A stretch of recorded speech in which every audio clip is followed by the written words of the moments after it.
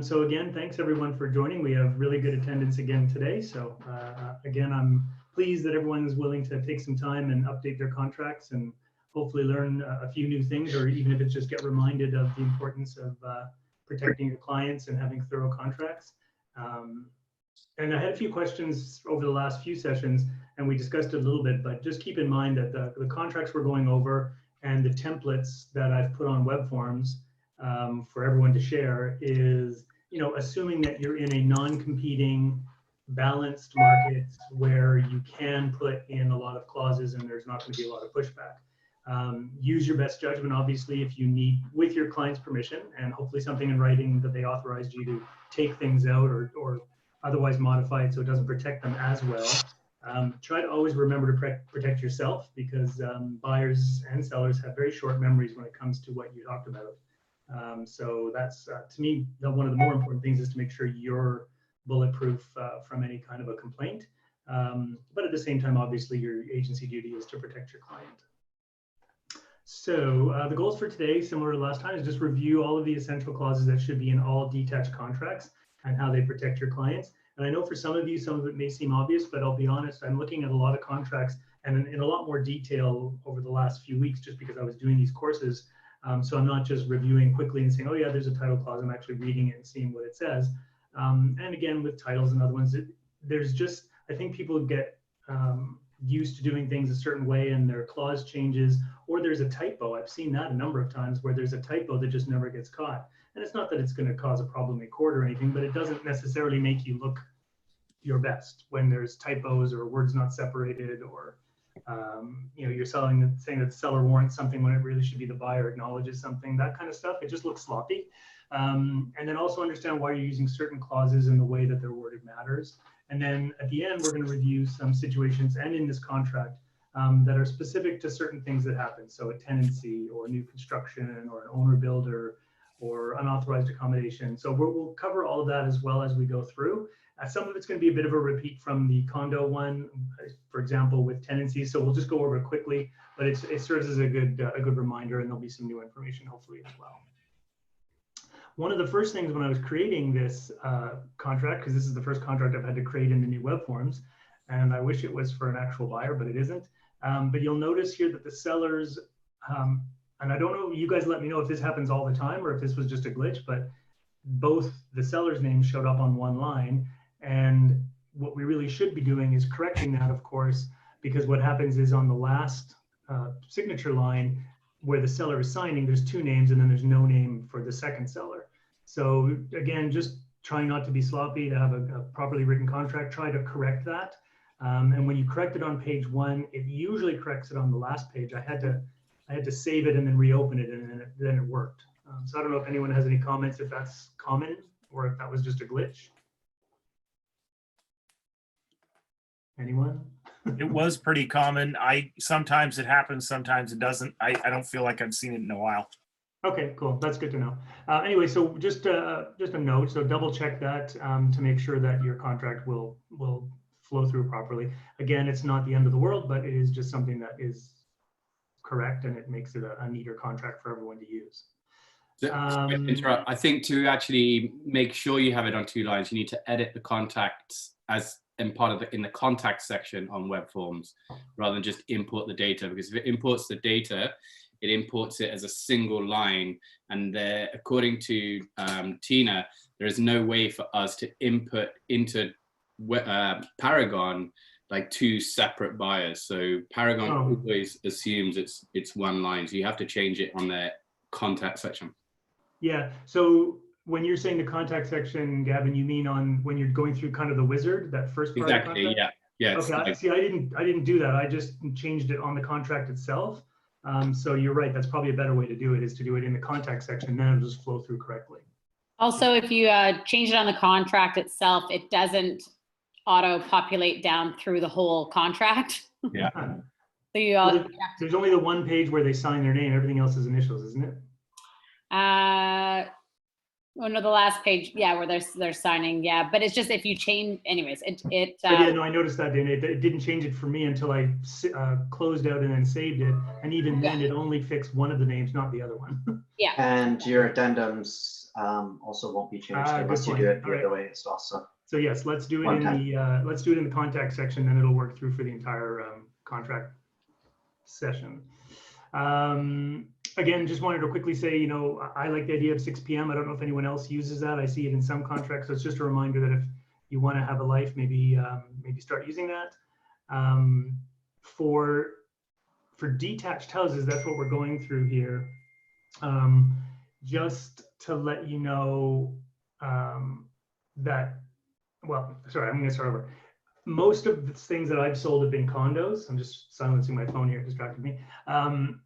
So when I did finally sell a house, I think it was 3 years into my career, I finally sold my first house. And I found it was so much easier than a condo. And of course, that was a normal house with no issues, no tenancies, no permitting issues, no material latent defects. So when we start having those things, we do see, obviously, that things get a little more complicated than even in a condo situation. So I remember thinking that I wish I had have marketed myself in Dunbar instead of the West End, but it was already too late. So anyway, so this is just to say that, you know, you've got basic financing. It's not any different than it would be in a condo contract. Again, some people, like I know Sam uses the one from Web Forms where you fill everything in. Most people tend to use a version of this one. Again, it's fine. Inspection, just make sure that you have an inspection that doesn't ask for common area access and that sort of thing. Make sure it's relevant to a detached property. PDS, I've seen a few times, it's rare, but I've seen a few times where people don't, like if you have a template and you usually sell condos, like in my case, and then I accidentally leave the condo PDS statement clause in, again, just looks sloppy. So just make sure your template is, that's why we have templates for each one. It just makes more sense. Title search we discussed at length last time, so I won't go into it. But again, as a reminder, just make sure that you have the proper title search clause that alleviates the problem of the Section 9 trap, where the buyer is acknowledging that they'll receive all non-financial charges. So just double check whatever you have in yours. If you're not going to use the template, and make sure it's the correct one. Hey, And Steve. then subject to the buyer obtaining and approving fire property insurance on terms and rates that are satisfactory to the buyer. I'm not seeing that in a lot of detached contracts, and I'm not sure if it's just become, and somebody please comment, I'm not sure if it's just becoming less common or because we went through a crazy market phase, people got it out of their templates and then never put it back in. But unless something's changed with detached houses, you could have old wiring, knob and tube wiring, other issues that the buyers may just decide they don't want to buy it because the insurance is too expensive. So I don't know if anyone has any comment on that. Nope. Okay. So then put your insurance clause in. Again, it's a subject only if you are in a position where you're not in multiples, but again, we're talking about an ideal situation. So now there's the big one, the oil tank clauses. Reviewing contracts, oil tanks are dealt with in most of them. And I was talking to Rob Montgomery, and if anyone else has a different opinion, his opinion, he sells lots of detached houses, was that after 1980, you really don't need to worry about underground oil tanks anymore. So depending on the age of the home. But again, if anyone has a different thought on that, let me know. That's just as a general guideline. But I think all detached homes for resale, if they're obviously younger than 1980, should have an oil tank clause, and that's a lot of the ones in our market areas. And what I'm seeing agents do almost all the time is just have a simple, the seller warrants that there is no underground oil tank, and if one is found, that they'll remove it at their expense. Often I don't even see the second part of that. I just see the seller warrants there is no oil tank. And it's not a multiple offer situation. It's just a regular contract situation. So I'm just surprised that that's happening. So again, what I'm putting here, and this was given to us by Richard Bell years ago at Crest. So you basically need one of two things. If the seller's already done a scan, then I would recommend having a clause like this, very simple.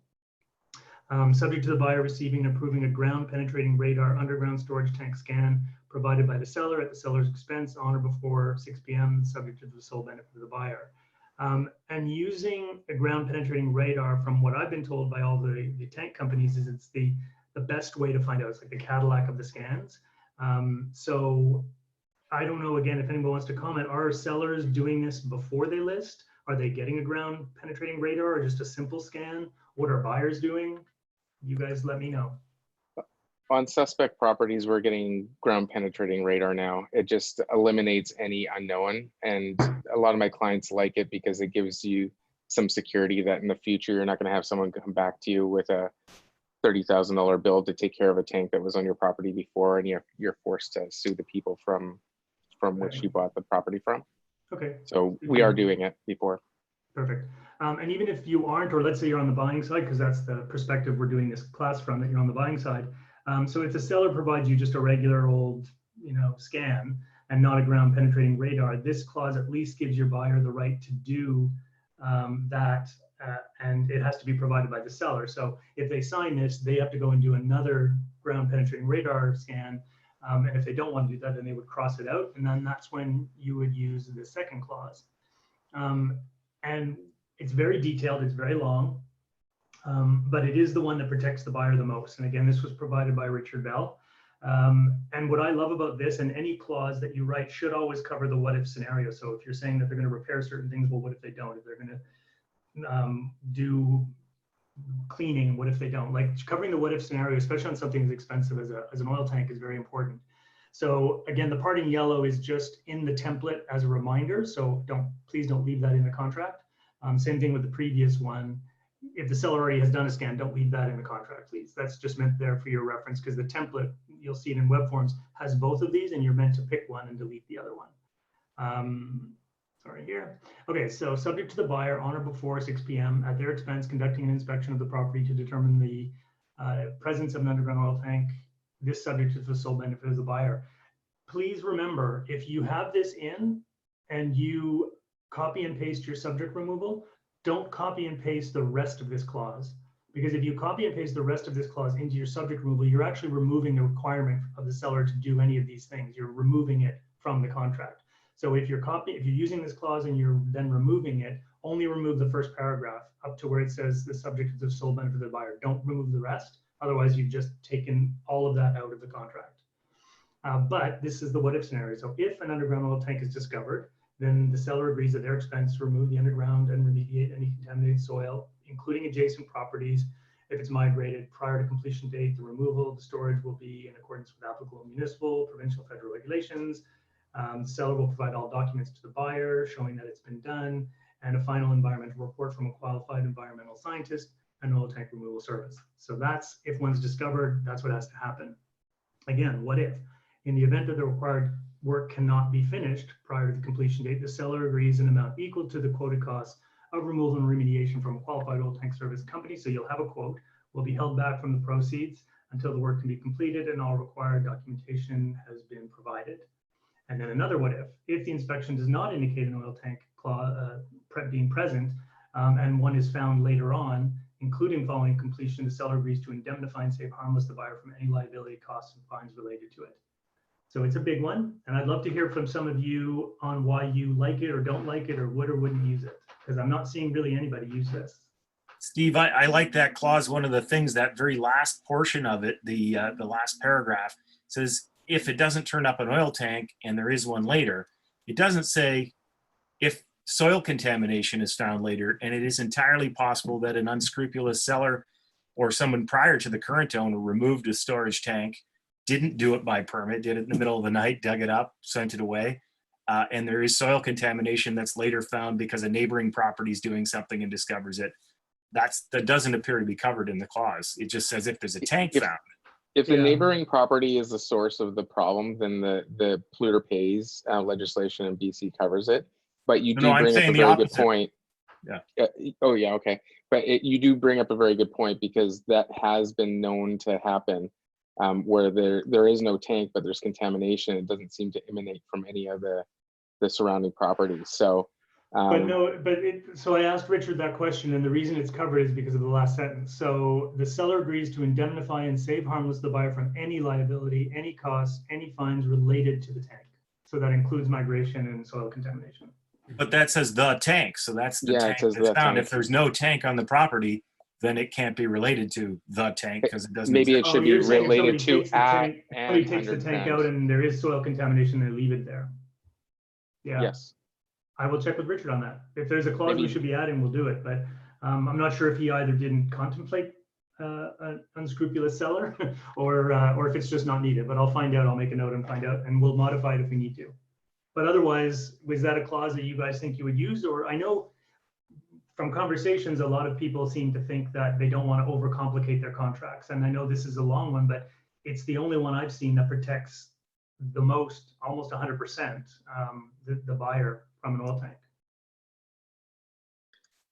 I think it's a great clause. I think everyone should be using it. The one thing to keep in mind in this situation is that I know Corey's had, and a bunch of other people, other agents around that I've talked to have had this problem lately where you do have a tank scan, it doesn't come up with anything. And if you have a lot of builders that are buying property, they go to excavate and they hit a tank and then you're chasing after someone. So I'm even getting my buyers to do their own penetrating radar test if the seller's not willing to do it prior to subject removal, because then we can deal with that issue prior to paying and completing on the property, of course. Well, that's what this does, right? This allows them to do a scan prior, like it's a subject, so it would be prior to subject removal, and then it covers all of the related scenarios that could happen.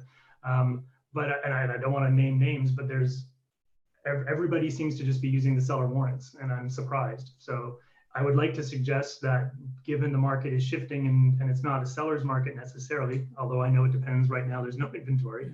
But depending what we go to in the fall and whenever possible, this should be used instead of the seller warrants. So maybe take a look at that and update your contracts. Steve, just a couple comments on just oil tanks in general. In my experience, I've dealt with quite a few of them. The biggest concerns is migration either under the property or into a neighboring property. Especially North Shore, yeah. Yeah, with all the slope. So if I'm in a situation where they found the tank and it's like close to the house or it's close to a neighboring property and it slopes away, I'll often suggest to the buyer that they make the offer subject to the tank being removed, because one of the complications with the oil tank is if the oil tank and the contamination can't be removed before closing, the buyer is still obligated to close on the property, but they won't be able to get financing because the bank won't lend the money. Plus, they won't be able to get insurance on the cost. So on the house, so it creates an issue where the buyer could be in breach of contract for not closing on it, and the holdback won't deal with that. Yeah, I guess you'd have to deal with that situation individually. Yeah, I'm not sure, to be honest. I mean, again, this was drafted by Richard Bell. Maybe he wasn't contemplating financing, but I don't think you can write clauses that cover every possible scenario either. So I think we just need to be cognizant of different situations and maybe modify it. But again, I'll ask him that question. It's more so if it's super close to the house. If it looks like it could be a really bad one, I often put something in there. Yeah. Because usually the testing, they can take the tank out fairly quickly and do that first round of testing to figure out, how much contamination there is and what the readings are. And that just gives the buyer a potential out. Usually put it just as a buyer subject.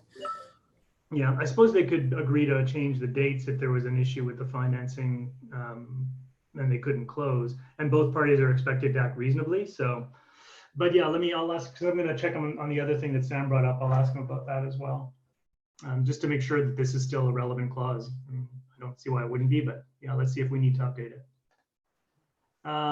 Okay, so here's some other options if you're not going to use those clauses. Again, so we're not recommending these, but given certain circumstances, multiple offers, buyer market, whatever, you may need to do this. So this is a clause you would use. And by the way, these are all in our Stillhaven clauses in web forms. The buyer takes 100% responsibility. So let's say, for example, you had a developer or you had a buyer or multiple offers and your buyer just didn't want to lose this property, didn't care if they had to deal with it. It's not a sloped property, so chances are it would just be them dealing with it. Even contamination would be limited to that one property, most likely. And they give you that instruction, you have that conversation. this is something you would only obviously use when your buyer wants to really win or doesn't want the seller to take any risk, and it becomes very attractive to the seller. So it's not that this benefits the buyer, but it benefits the buyer in that it makes the seller feel more comfortable than the other 3 offers that maybe don't have this in. Because even if the other 3 offers are silent on it, the seller is still liable under the Environmental Protection Act, whereas this absolves him of everything, including that.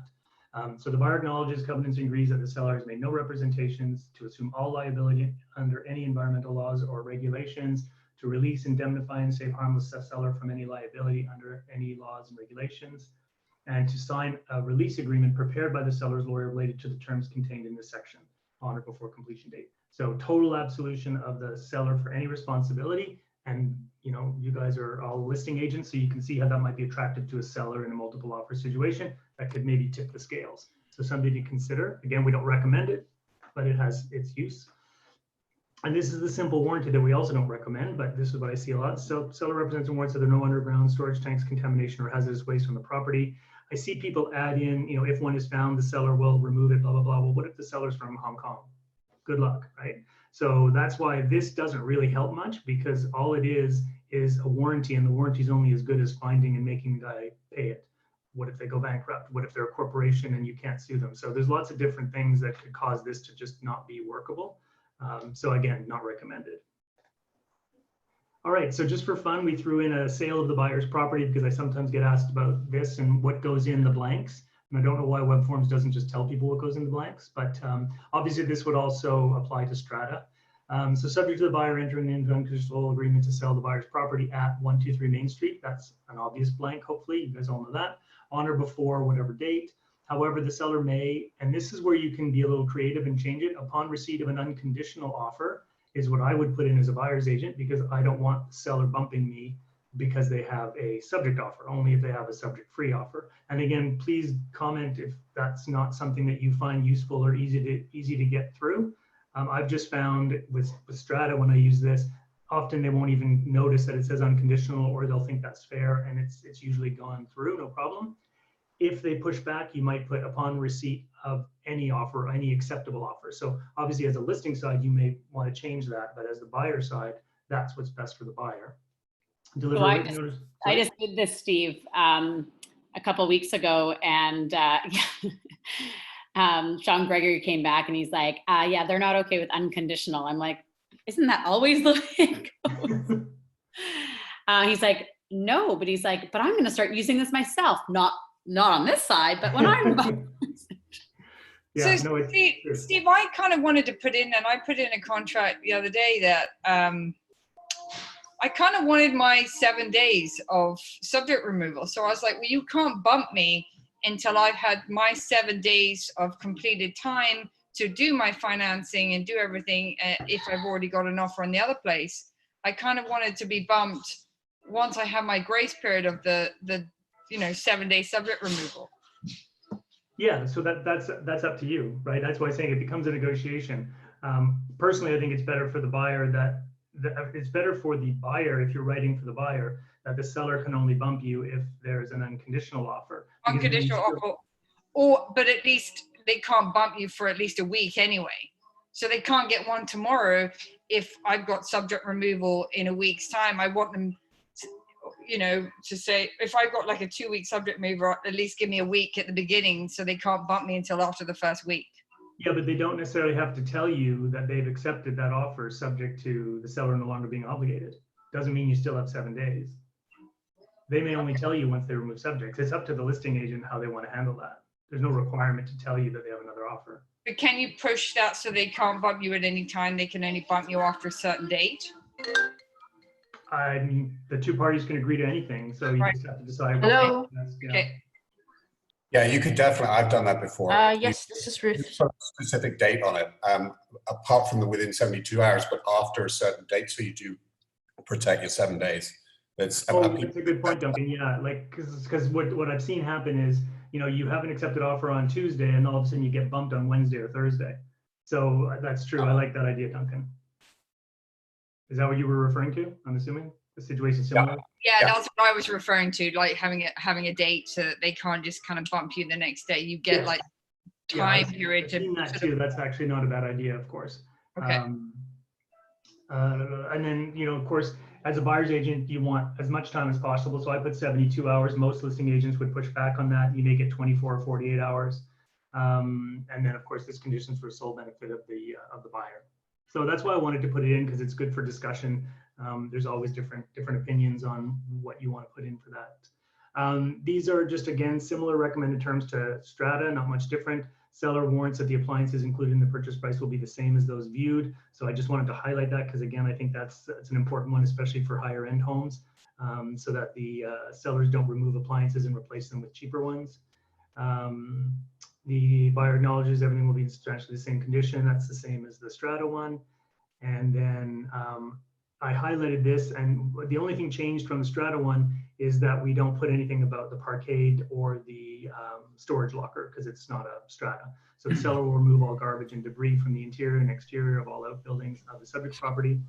And if you have something specific, that it's kind of covered in this anyway, but it's better to be super clear. So for example, when I bought my house on Bowen Island, there was a ton of wood that I hadn't put as included because I just didn't think about it.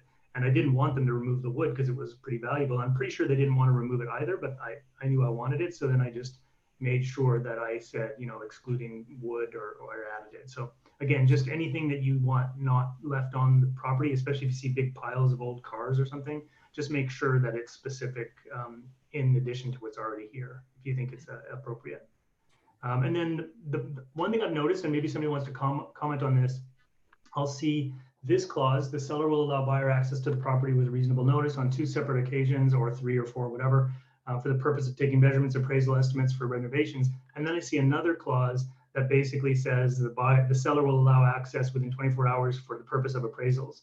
So I'm just not sure why you would have both of those necessarily. I think one's for the buyer and one's for the financing. Yeah, but this covers both. So are you thinking that maybe you want to go in twice, but you don't want it to include the appraisal so that you can still go in for the appraisal separately? This clause says the seller will allow the buyer access, and the buyer usually doesn't come for the appraisal. Seller will allow the buyer access. Well, I think it's presumed that it's for, because it says right there for appraisal. So I'm assuming it's presumed that they can bring someone else. But okay, I was just curious why people were putting both of them. So, okay, maybe that's the reason. But you're probably right. They probably work together. If you could change this, saying seller will allow the buyer or buyer's representative Yeah, that's not a bad idea. I'll change that in the strata one too. If I feel the need for 2, or my clients feel the need for 2 visits, I quite often don't want one of those to be burnt on the appraisal. And then it starts getting weird if you ask for 3 separate visits. In my opinion, the appraisal should just be part of the financing. Why would the seller not let you have access for an appraisal? But I understand why we should protect ourselves to make sure you can do both of those things, have an appraisal with no issues, but also go back and take measurements. Yeah. And on that, just it is important to have it in there because I don't know if it's one of the agents that's with us, but this happened at Crest where we had somebody who was either they went in subject free or that already removed their financing clause. They had no clause in there allowing the buyer any further access to the property.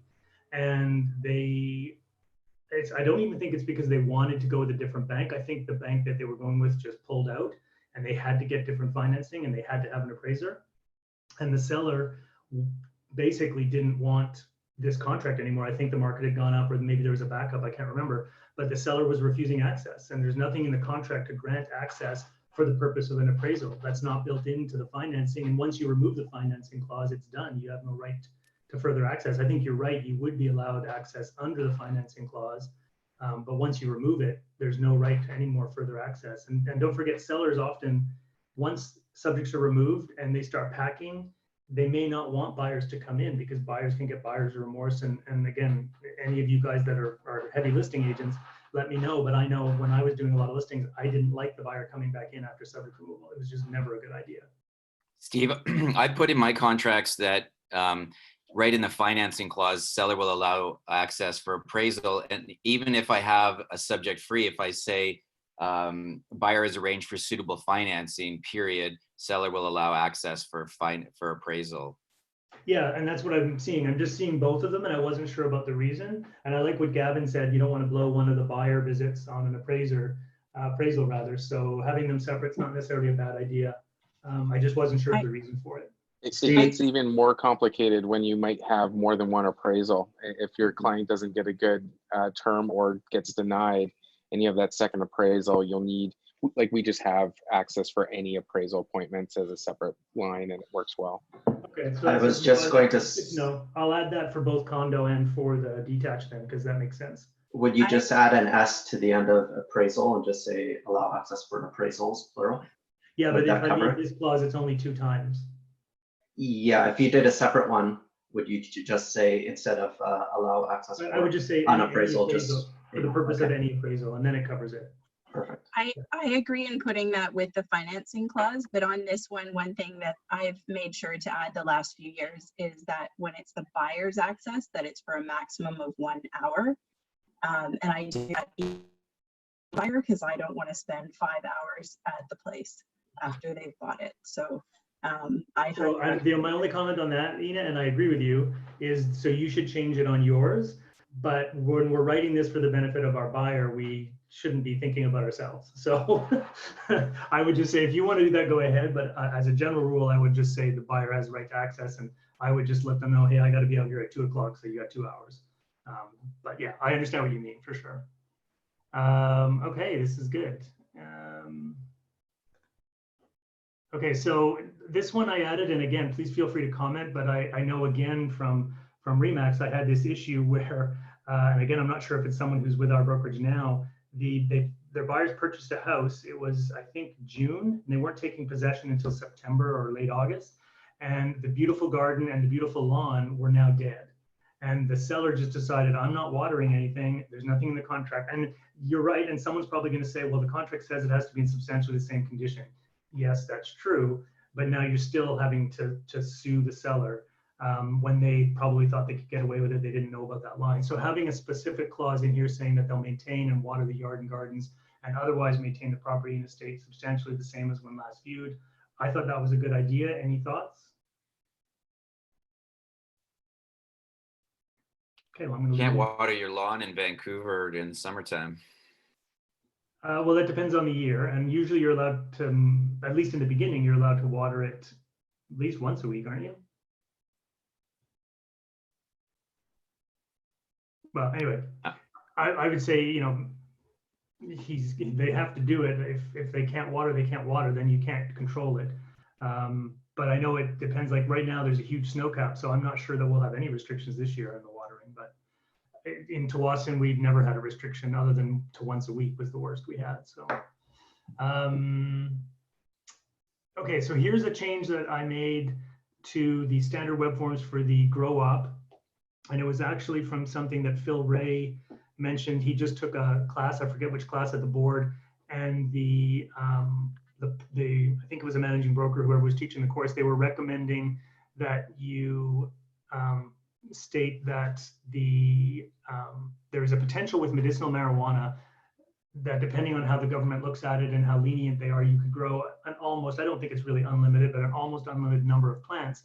So essentially, if you got a medicinal marijuana license, you could be growing 40 plants, which could still cause the same damage that you're worried about with a legal grow up, but it's perfectly legal. So the clause, the way it was written, doesn't cover medicinal marijuana in larger quantities because it's not illegal.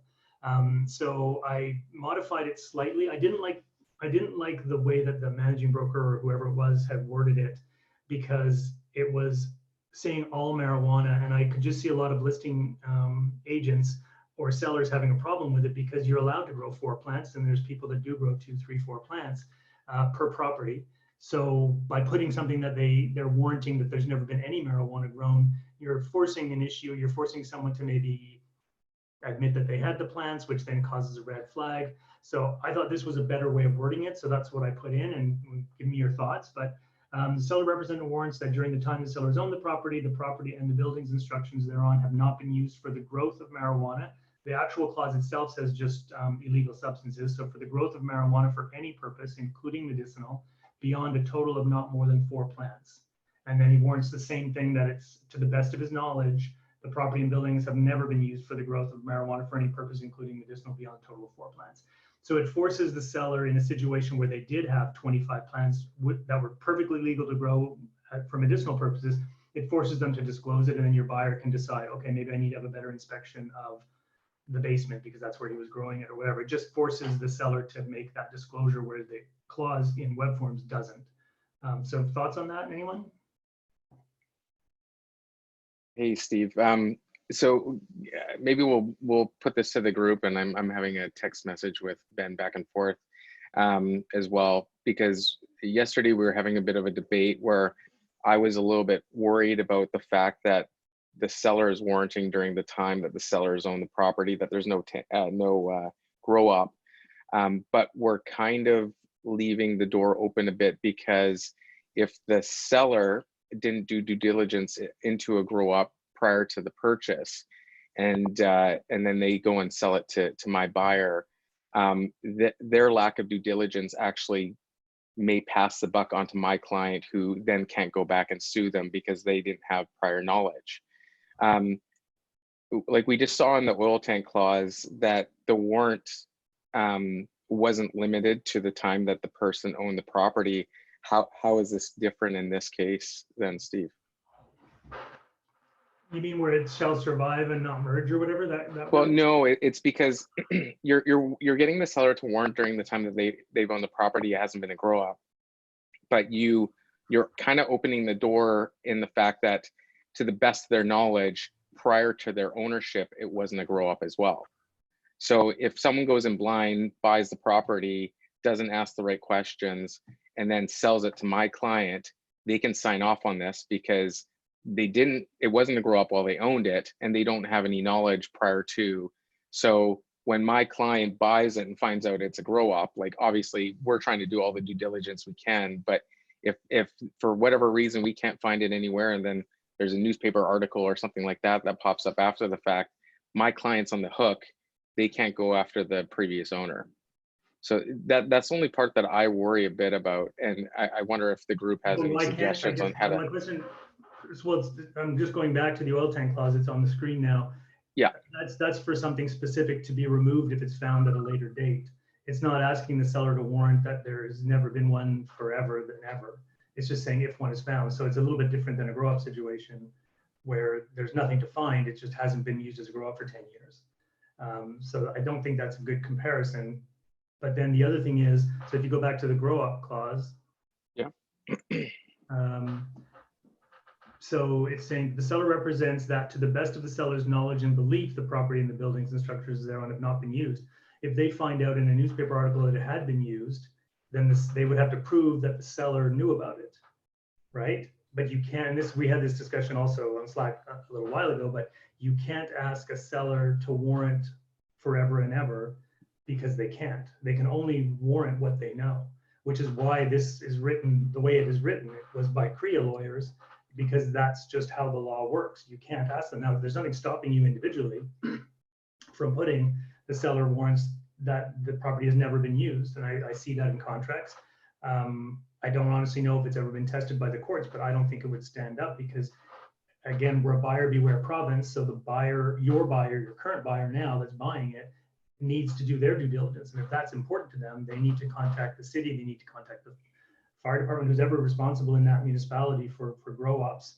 There may or may not be information about it. They may or may not be able to find out about it. But then what's to say that how do you know how do you know the seller, who was then a buyer 5 years ago, how do you know he didn't do all of that and he couldn't find anything? So then it's kind of unreasonable. And I see why you think it might protect the buyer better, but I don't think it does. So, yeah. I'll bring it, again, I'm talking to him anyway, I'll bring it by Richard Bell, but I know that anytime you've got those kind of clauses where it's the seller's warranting absolutely, for one, the listing agent's most likely going to cross it out, and you're causing an issue anyway back and forth with your negotiation. But you're right, sometimes they may miss it, might be an inexperienced agent, so you might sneak it in, but if you sneak it in and it's not enforceable, then it doesn't really help anyway. You just understand what I'm trying to avoid, and I would love to have some sort of yeah, I just feel like that warranty, sorry, not the warranty, but the second part of this clause, kind of opens our clients up a bit. So anyways, let's have a chat with Richard and see if he can get us something that would help. Final thought on that. I mean, if let's say you had that in, and let's say that there was this newspaper article. So now your buyer has the right to sue the seller. The seller's going to go to court, and the court's going to say, well, you warranted that there was never, and the seller's going to be like, how would I ever have known that? I think the onus would still be, and I'll check with Richard, the onus would still be to prove that it's something he knew or ought to have known, right? That's the language we see in all of the legal stuff, is that they knew or ought to have known. If you can't prove that he knew or ought to have known, then whether he warrants it or not, I don't think is going to make a difference. But I'll check with Richard on that and see, maybe there has been some some case law on that. And if we can do it, then sure. But again, I think, and I know, Rob, you commented, you cross it out in your own contracts if you were the listing agent. So I'm not sure how often you for get sure. it anyway, so. Okay, so residency, we don't need to go over this in detail. We talked about it in the condo session. But again, you must, in my opinion, and as a brokerage, we're recommending it, you should and must have this in one of these in your contracts. And again, the reason being that if the person didn't understand what it meant to be a foreign entity, or if some examples I've seen is that, well, yeah, I'm a permanent resident. Well, they applied for permanent residency, but they don't have it yet. So that's a huge amount of money that could easily collapse a deal. So to have this clause in is important in all your contracts. This is the same one, again, that we talked about last time. So if the seller is a resident, you use this one saying that the GST is included. Just have it in all of your contracts, condo and detached, because it makes sure that your buyer won't pay GST, essentially. And if they're a non-resident, make sure you use this one, because it is the buyer that still has to pay it, but they're not, or sorry, remit it, but not pay it. So that's that. Material latent defects. So again, in this example, we had a tenancy that was a complete tenancy that they wanted vacant in the basement suite, let's say. And it's also a material latent defect because it is a unauthorized accommodation. So again, and I know I talked about this last week, but I'm not seeing anyone really doing it 100% properly. So I just wanted to bring it up again. So the seller will give the legal notice to the tenant to vacate the premises, but only if the seller receives the appropriate written request from the buyer to give such notice in accordance with the requirements of Section 49 of the Residential Tenancy Act. And as we talked about at the meeting yesterday, if you were worried about saying that you're going to give vacant possession on that part of the contract, what if the buyers don't give notice, or they forget to give notice, or they change their mind? You can add that, I think it was something like notice will be given only if vacant possession will only be provided if notice was given, something like that. You could add that. According to Richard, it's not really necessary because the courts would take it that the buyer was the one who was in breach. But if you feel more comfortable adding that, you can. Otherwise, just put vacant possession, because that's what they're promising. The buyer acknowledges having received separate written disclosure of a material latent defect relating to work done without required permits. So this is assuming that it's, we're assuming that in this particular house, maybe they did a kitchen renovation, opened it up, didn't get permits, did a bathroom renovation, didn't get permits, and also that the basement suite, maybe it's under height, maybe there's no sprinklers, whatever the reason, it's unauthorized. And so for both of those items, you're the buyer's agent in this example, so you should notice that. And if the seller is not giving you separate written disclosure, you should be asking for it from the listing agent, and then the listing agent should be providing it. You notice that we had this subject to the property disclosure statement, right, at the beginning. So if it's subject to the property disclosure statement, you can't really use the property disclosure statement as your separate written disclosure unless you can show that it was signed on or before the accepted offer, because that's the requirement. They have to be given separate written notice. And if you're relying on the PDS to be signed 3 days from now or a week from now when you do the rest of your subject removals, that's not compliant with the requirement. So you do need separate written disclosure, and I'll show you what that looks like. And then the buyer is aware that the property contains unauthorized accommodation. This is a cover your ass clause, because if they need that income to pay for their mortgage and the unauthorized accommodation is found out by the city and shut down for some reason, then you just want this because that they're saying they're aware of that potential loss of income. So they're aware that it's a material latent defect, and they're aware that it could be shut down and there's a potential loss of income. Those are both things that you need to have in your contract. Now this is what. Hey, Steve, sorry, I'm talking a lot during this meeting. Sorry, no, that's guys. okay. For the last one, so the middle clause there, I've been butting heads with a lot of agents that have just been given different, and I think we're doing the right thing. But I've been dealing with a lot of people that have been given a different advice as to the material latent defect disclosure and what is covered by that and what's not. What do you suggest if they just refuse to give that material latent defect disclosure over to us? Like, obviously writing some language that covers our own ass, but for a buyer as well in this case, what would you suggest? Well, the first thing is, like, as our not slogan, but our mission statement says, we're trying to elevate the industry. So I think we might start with a little bit of education first. It is in the licensing practice manual. It's black and white. There's no gray area. And so, I mean, what you might want to do is send that to them, but you don't want to start, like you said, butting heads. You're trying to get a deal done.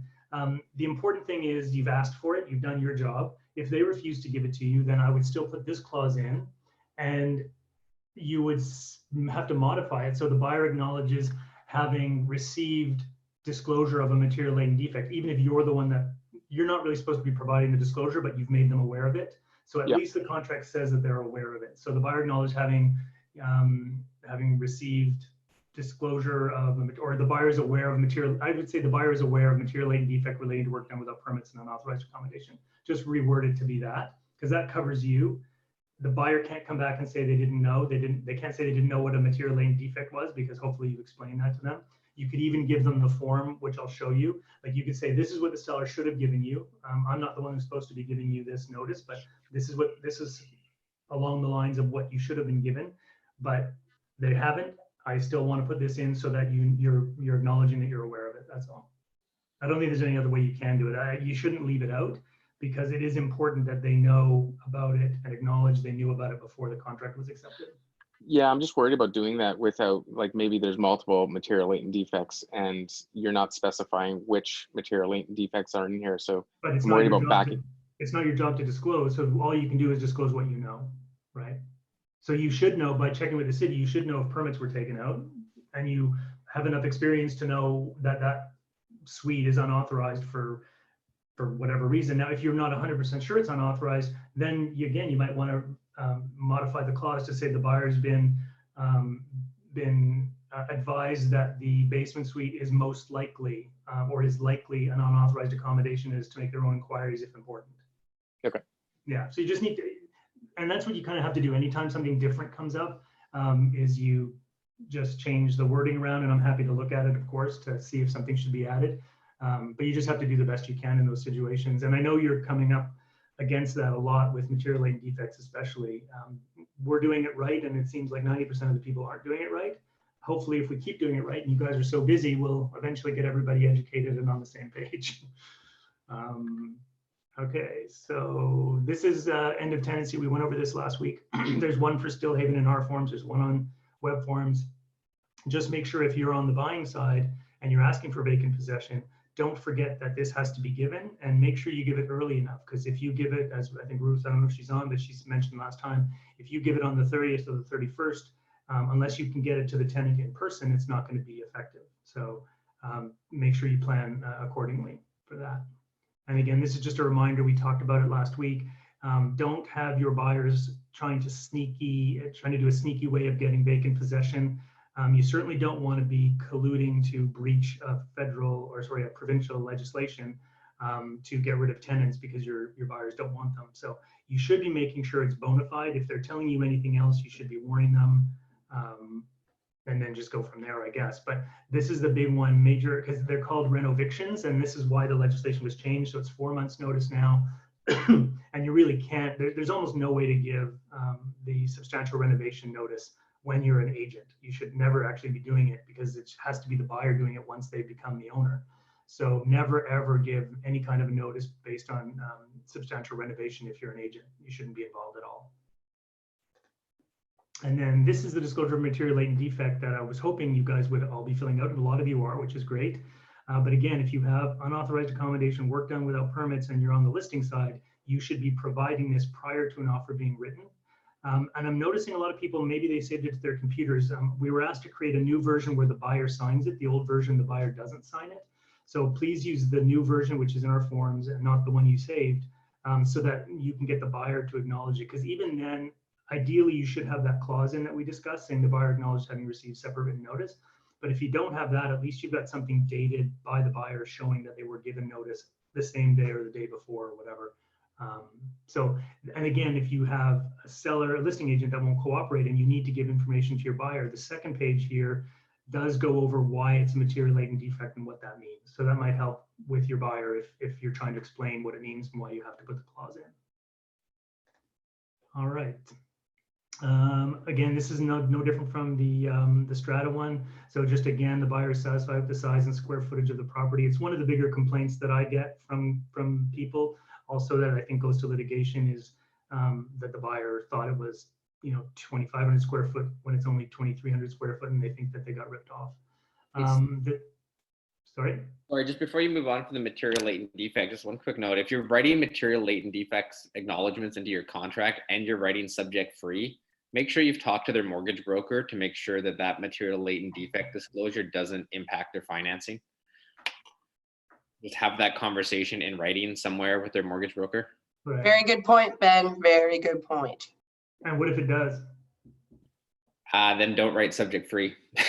Because it's, I'm glad you weren't going to say the other thing, which was mortgage fraud. So yeah, so it's because the challenge is just that an example would be the certain lenders will change the percentage of rental income based on whether the suite's authorized or unauthorized. And if your client has a mortgage approval based on a lender that's more sensitive to that, and you acknowledge the unauthorized accommodation, sometimes that actually changes the financing terms. So it's just, you've got to be really careful. I mean, just make sure you've had that conversation and ideally had it in writing just to cover your ass, because finding that out after subject removal is not fun. yeah, that's a good point. And just related to that, I know we're all trying to be helpful to our clients, and I've had very good agents tell me, hey, well, why don't we just keep that out of the contract, or why don't we just not tell them about it, or anything like that. That's mortgage fraud and that's illegal. And so just make sure you're not putting yourself in a position to try to be the good agent to protect your buyer, and then you're either going against council rules, or worse, you're doing something that's actually illegal. Yeah, so and very a lot of mortgage brokers will essentially try to get you to commit mortgage fraud. Especially ones that when you deal with some random mortgage broker you've never dealt with before, and you'll get them to push it into. I mean, it's generally speaking, you can usually get around these things pretty easily if you address them early, and usually the lender just requires more information. So if you can educate them and get them that information in advance, you can usually cruise through it pretty easily. But leaving it to the last minute can create some problems. Yeah, thanks, Ben. That's a good point. So we talked about that. These are just, again, the same ones. So the seller's warrant and guarantee there's no outstanding work, fire safety permits. Seller warrants there's no encroachments or lane dedications. And the buyer has been advised to contact local municipalities. So that's a cover your ass. Now, again, a lot of you are on the listing side. And so when you're on the listing side, these are things that you may not want in the contract, but we're writing this from the point of view of protecting our buyers, right? So if you can have these in, they're better. And these are just the standard, same as in the condo contract, where you're not providing legal advice. You're not guaranteeing the information you provide from the listing agent is actually correct. This is also, in this example, it's a team disclosure, and I wanted to bring that up because we have so many teams. So if you are a team, remember the requirement is that your team disclosure is in your contract. So it's either here in the contract, excuse me, or it's in the agency disclosure page of the contract. So in the case of Ben, for example, he could either put it here, or he could put Ben and Phil on the agency page. If you start getting into bigger teams where it doesn't fit, you'd obviously want to leave it here. But please, if you are still using them, I don't think anyone is, do not use the team disclosure, separate team disclosures. You can't use them. And if I could just ask, because I'm still seeing a lot of people not doing this, when you're buying, it should just be in your template so you never forget. If you're on the listing side, make sure you deal with it with the offer when you counter or when you accept. It has to be there. And we're just going to force you to go and get an addendum to the contract. And you're going to not like to have to do that, but you have to do it. So please just deal with it right away. This isn't new anymore. This is just something you have to deal with if you're a team. And then the only other thing I wanted to talk about is if you know the other party is a team. So in this fake contract that I'm doing, it's actually Ruth's listing. So because I'm with Stillhaven, or if I just know who's on their team, often you don't, but in this case I would know anyway because they're a big team. So I would say saving them the time is nice for us to do. They'll appreciate it. That Corey Martin, Willa Jackson, and Ayla White are also designated of the seller.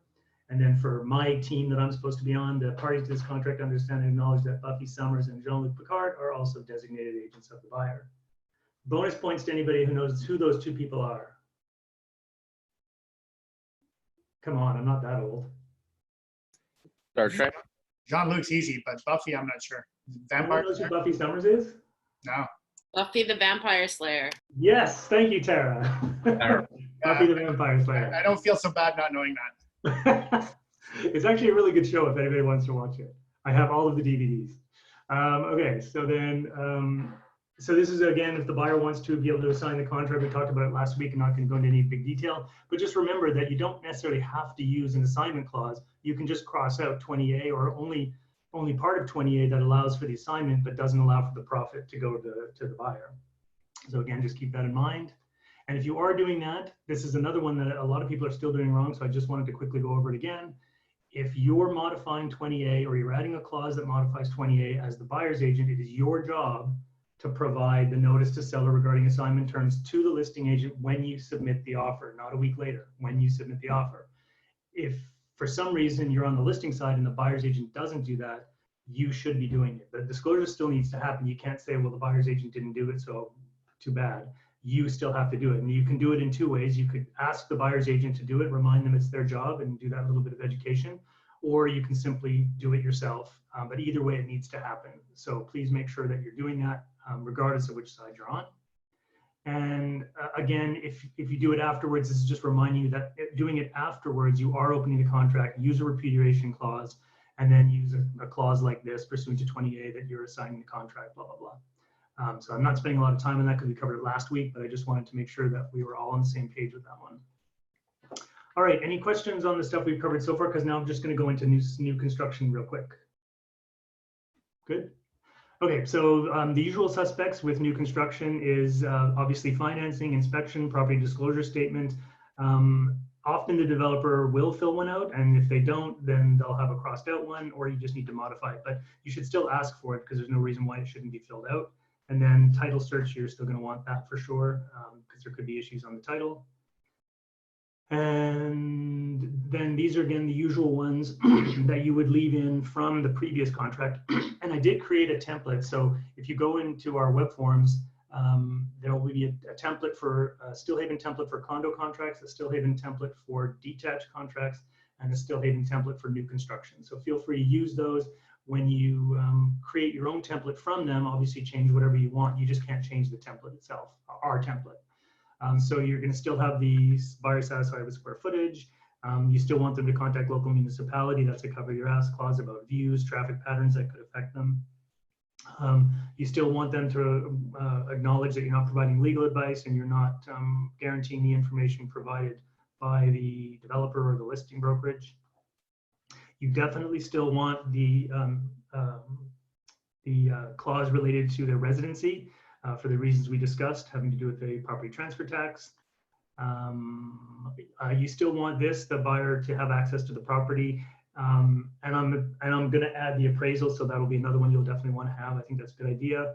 If it's landscaped, you may want to have this in there, which is why I changed it just to say if applicable. So the seller wants to maintain watering the yard and the gardens if applicable. If there's no gardens and no lawns, it wouldn't apply, or otherwise maintain the property in the same state. And then these are new construction specific clauses. They're straight from web forms, but a lot of people have questions about them or why they're there. So the seller represents and warrants that the seller is duly licensed pursuant to the Homeowner Protection Act, and that the mandatory warranty insurance pursuant to the Act is in place, and that they'll provide that on or before whatever date. So it's not a subject, but it's demanding that they're warranting that and that they provide the details. This would be before subject removal, hopefully. Well, it should be. The seller warrants that the new home warranty for this property has not started. This was something that Rob Montgomery recommended, and Rob, feel free to comment in here. But essentially, with spec homes versus a custom build, with spec homes, the warranty starts on the registration or possession, whichever's first, whereas on custom build homes, it could have started 2 years ago. So maybe, Rob, if you want to go over that a little bit more. Yeah, so Yeah, basically, it's just good to make sure your buyer doesn't have any surprises when they take ownership of the house and they realize that they've already lost their warranty. So, putting in a clause like this, this one would only apply if it's a spec home. So don't use a version of this clause if it's a Why couldn't you use this all the time? It just applies if it's applicable. Oh, if it's applicable, yeah, okay. So the seller warrants that new home warranty has not started, and it's a fundamental term that the new home warranty is not commenced and will commence on the transfer title. Because if nothing else, it'll force the seller to say, well, oops, sorry, it'll force the seller to say, oh, well, wait a minute, this is actually a custom build, so the warranty started 2 years ago. And at least then your buyer can make some decisions. Yeah, I guess if they miss it though, and then they've warranted that it hasn't started and it has started, so just double check it yourself as well. Yeah, of course, yeah, for sure. Actually, another thing to bring up with regards to that actually happened to Rob and I is that if it does take a while to sell a home, even though in a spec home the warranty starts on completion, your appliance warranty will start probably upon the time that they were delivered, which is quite close to the end of construction anyways. But if it's been sitting on the market for 6 months, 7-8 months of warranty might be already overdue. So just to make your buyers aware of that as well. Hey Rob, I think that the seller still has to warranty those appliances for a year, because that's part of the new home warranty. Is it? Oh, under the one, okay. Because I thought Jason in that case actually looked into it, and I thought he had said that no, he didn't have to. Yeah, maybe we'll double check that. Yeah. I had a new home sale where my guys bought it 8 months after it was built, and the seller didn't want to replace the appliance because the fridge went, but then the seller just bought him a new fridge anyways, just because of that. It's supposed to be 1 year after they buy it. But yeah, that's a good point. Rob, would you put that in the contract, like the buyer is aware that the appliance warranty has already commenced, blah, blah, blah? Or just I wouldn't mind understanding if the warranty supersedes the warranty from the actual appliance manufacturer, and the developer actually has to warranty that over and above what the appliance I'll check on the new home warranty site. I just saw the new home warranty site. The information. It doesn't seem fair to a buyer, so I would hope that it wouldn't be the case. But we had some discussion about that when we sold that last home. Okay, I'm just seeing the comments now. What's a DVD? I'm not that old. Okay, everyone knows what a DVD is still. The seller warrants. Okay, so that was good. So then delete for strata title properties because a holdback. So a builder's lien holdback is not necessary for new strata because it's dealt with the Strata Property Act, but it is potentially needed for resale condos. Let's say, for example, there was a leaky condo and they didn't pay some of the trades, or there was a dispute. So that would just fall under your normal title. You'll look on the title and you'll see it and you'll deal with it. So you wouldn't put this in, but I'm just saying for new strata, you don't need this. This would just be for detached. So the buyer will hold back from the sale proceeds as a builder's lien holdback under the Builder's Lien Act, an amount equal to 10% of the value of the improvements for 55 days, because they have 45 days plus 10 days to put that on. And there is no certificate. So it's from the certificate of completion, or when there's no certificate, 55 days after the head contract is completed, abandoned, or terminated, or the occupancy permit is issued. And they'll put that into a holdback. Now, Rob Montgomery brought up a good point. Most of the time when you're selling these, if the occupancy permit was granted, and you can see from the occupancy permit when it was granted, if it was granted 70 days ago, you don't need to have this clause in at all. But you do need this if you've got a building, or you're writing on something that occupancy hasn't been granted, or it's only been granted 10 days ago, let's say. So just keep that in mind. And it's the value of the improvements. The improvements, of course, the house, not the land. And again, if anyone has any different comments on this, but I'm just saying to use between 300 and 500, depending on the quality of the construction, as your value of improvements, and then it's 10% of that. So if it's $1 million house, it'd be $100,000 that you'd put in that line. People just asked me about that, so I want to make sure that you are aware. Hey, Steve, just you're actually you have to put the full value, not the 10%. Oh, sorry. Yes, thank you. You're right. Sorry, because it's showing that you're going to take 10%. So right, it would be valued at $1 million. 10% of that's 100,000. So the lawyers would take 100,000 and put that as the holdback. Thank you. Yeah. It is a fundamental term of this contract that the seller must have finished all work delivered to the buyer on or before completion date and an unconditional municipal regional district occupancy permit. So again, fundamental term means that if that doesn't happen, the contract can be frustrated. And then this is the walkthrough. So again, straight from web forms, I'm not going to read every line of it, but there's again some blanks that need to be filled in that confuse some people. So you're going to do a walkthrough inspection no later than blank days before the completion date. So you can put anything you want. I put 30 days and I see that as common, but your situation may dictate something different. And then the parties will immediately, after completion of the walkthrough inspection, complete a deficiency list of mutually agreed upon items. And that agreed upon value for each of the deficiencies to be remedied. Can I just get somebody who sells a lot of new construction to comment on this? Because I've seen some lists that are just one amount, like it's $20,000, and the list is supposed to be itemized so that if the developer finishes half of them and the other half aren't finished, then whatever the value of those other half, let's say it's 10,000, it's only 10,000 that's put aside. Is that what everyone is doing? I'm assuming is you're doing an itemized list like paint $1,000, soffits, whatever. I'll comment on that, Steve. In my experience, coming up with amounts is not done until, even though it's against the clause, it's not done until 10 days before closing if it looks like something's not going to be done. This is very difficult to like pin a certain dollar value for each deficiency. So usually if you come back and certain things aren't done at that point, it's usually when the deficiency amount is held back. That's sort of the way I've dealt with it on the listing side and the buying side before. But do recently, you ever see a conflict in what people, like I'm just thinking at the time that you're, I guess 30 days before, are you more likely to get more realistic prices than 10 days before? Or is it the same? I end up grouping my prices together based on trades. And I've had a little bit of argument because what the buyer's cost to fix those things is different than what the developer's cost would be. Right. Yeah, and that's the point of the holdback. They may have to do it themselves. So should you be putting the sort of retail cost versus the developer cost? Yes, 100%. I've had to fight for this because my buyer could not repair those things for the cost that the developer could. Yeah, and it's only an issue if the developer doesn't do it. So they really shouldn't have a problem with. Yeah, they should sign off on it, no worries, but that doesn't happen. Okay.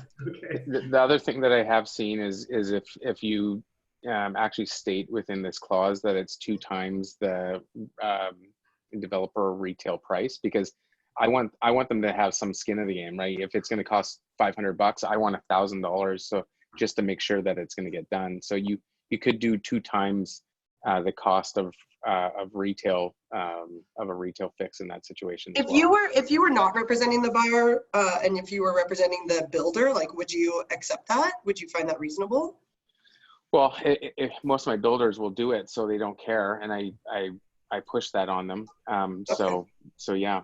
But if there's a developer that's worried about taking care of the list, then for sure they're going to. That's a red flag, yeah. It'd be a red flag for sure. So 2 times developer cost would be what I would put. Yeah, that's what I would put. And to Rob's point, I do it the same way, where you don't necessarily give the value right off the bat.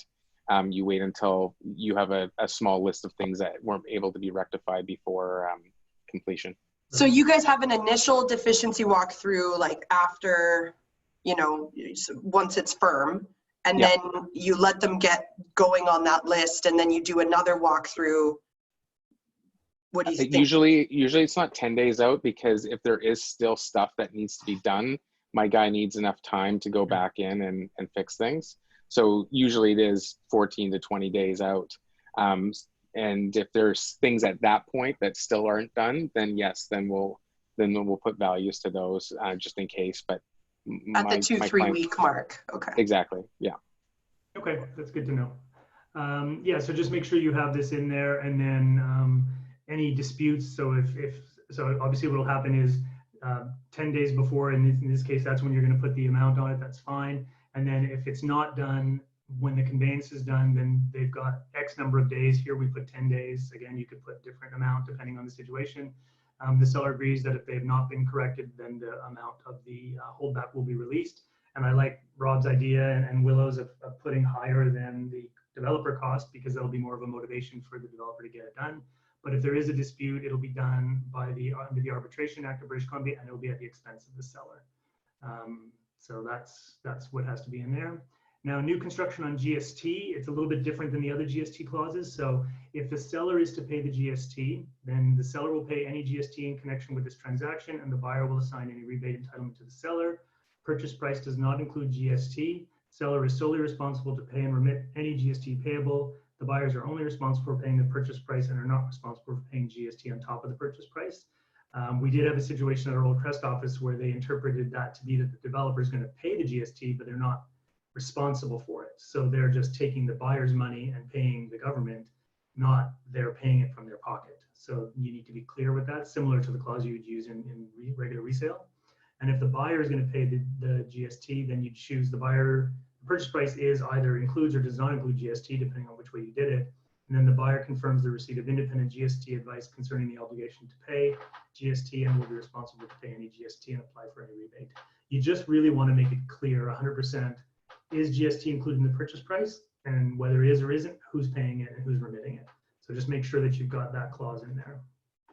Hey, Steve, we've had a couple of cases recently where the seller has actually paid all the GST before closing, just for their own tax purposes or whatever.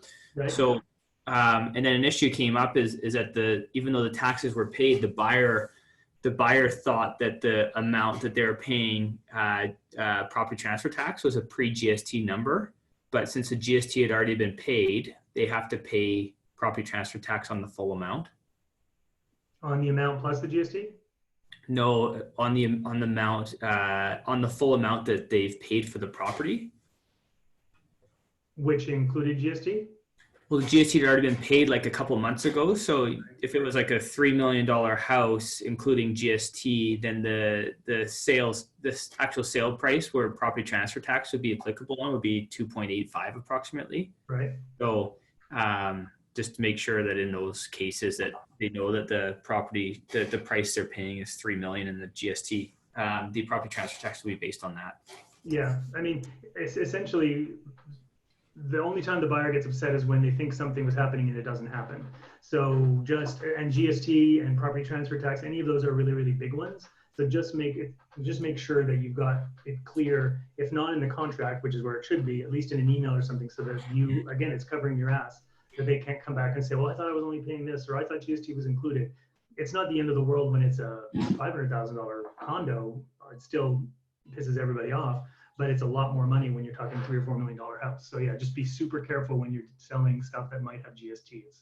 Does it depend on how it's written then, whether you write, okay, this contract is 900,000 on the contract plus GST, and the buyers are paying, so the property transfer tax is paid on just the 900 then, rather than, so the people that want you to add in the GST on top, you're going to have to pay the property transfer tax on the whole of it. But if you only had 900 on the contract, you only have to pay the GST on the 900, not the GST amount. I'll let Rob answer that. Yeah, I don't think it's up to you to determine what you pay. It's going to be when you report the sale on the transfer form. Yeah, I guess the issue we had, just to clarify, is that in the contract it said the purchase price included GST. Yep. But the GST had already been paid, so it didn't really include GST because the GST was paid months ago. So we should have clarified on the contract that the GST has been paid by the seller already, instead of the purchase price includes GST. Yeah. So that's a timing issue. That the reason that brings it up in GST, you don't pay tax on tax. So if the GST hasn't been paid, then you don't have to worry about that. Okay. Yeah, and don't forget the reporting of the sale will always be net of GST. So whatever you see on Paragon is always going to be the purchase price. And if the purchase price on the contract included GST, they're going to back the GST out and report the sale that way. Owner builder issues. So this is almost at the end here. So just so everyone is clear with the owner builders, after they get an occupancy permit, they can build someone who's an owner builder will build their own home. It's for them to live in. Once they get the occupancy permit, they have to occupy the home for at least 1 year. And they can't offer to sell it, they can't sell it, they can't rent it.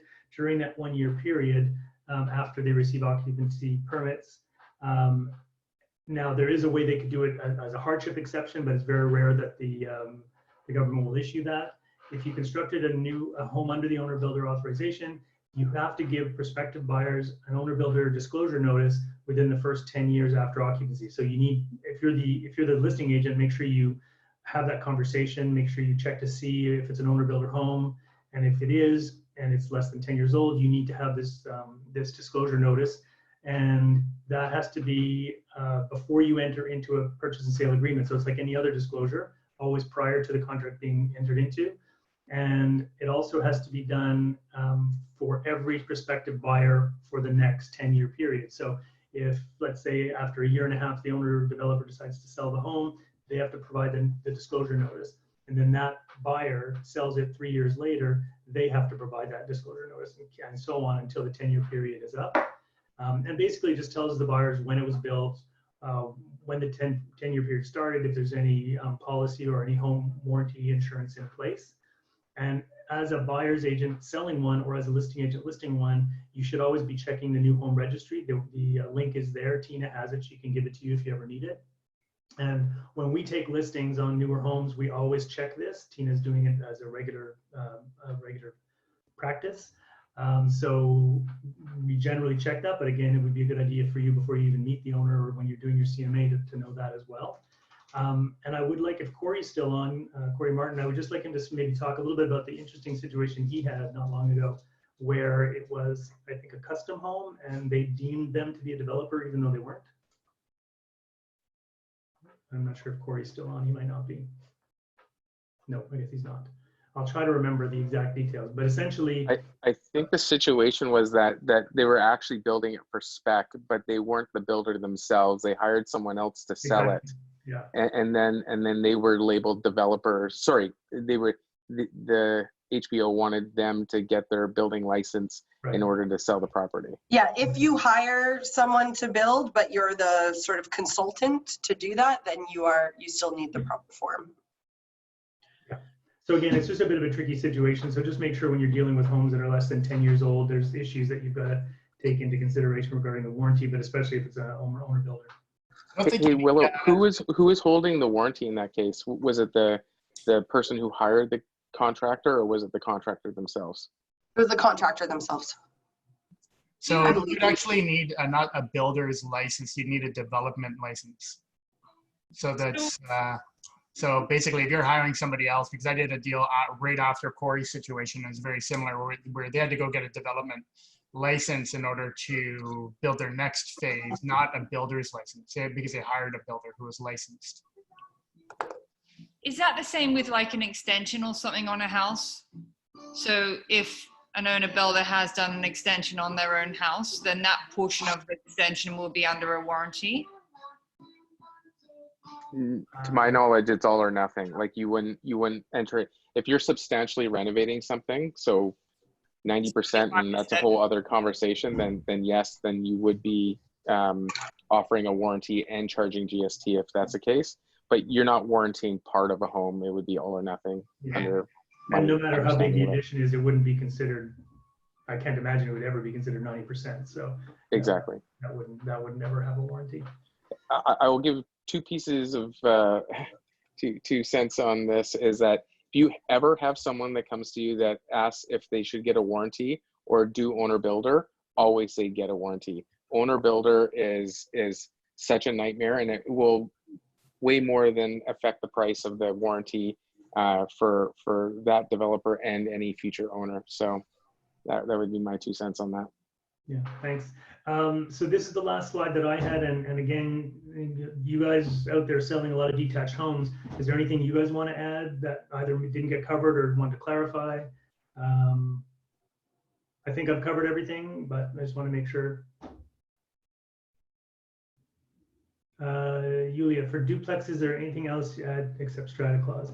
Well, duplexes, assuming it's a strata duplex, which most of them are, then a duplex is a strata, but it's almost always non-conforming.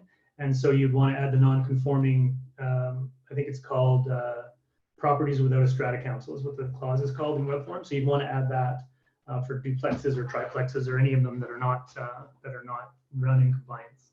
So. I learned at my legal update that when the strata decides to run in non-compliance, these city bylaws or the standard bylaws are in effect. And so if you had 3 dogs and were pissing off your duplex neighbor, they could enforce that on you. Yes. And you're not allowed to have your 3 dogs. So I would be mentioning that to people buying duplexes. Like, it's not a free-for-all on the bylaw side. No, it's not. And that's a good point with any strata, because even small buildings, usually it's the large ones that make tons of changes, but even small buildings will often not have anything but the standard set of bylaws. And you can have dog issues and rental issues in those as well. And usually the strata council thinks they have more power than they do in small buildings because they're not that experienced. So, but yeah, that's a good point. The standard set of bylaws is what's enforced in all stratas unless they register at land titles any changes. And that's the other thing that happens is they'll vote on something and they'll never register it. So then it's not enforceable either. All right. That's it for me. So hope you guys found this series helpful, the 3 sessions and the 3 templates that we have available in web forms for you. Again, please feel free to use them. I know Michelle Laurent used the condo one the other day and she found it very helpful, saved her from wondering if she was missing anything. And again, in certain situations, just get rid of clauses or modify them as needed, but it gives you a good base to start. And that is it. Thank you.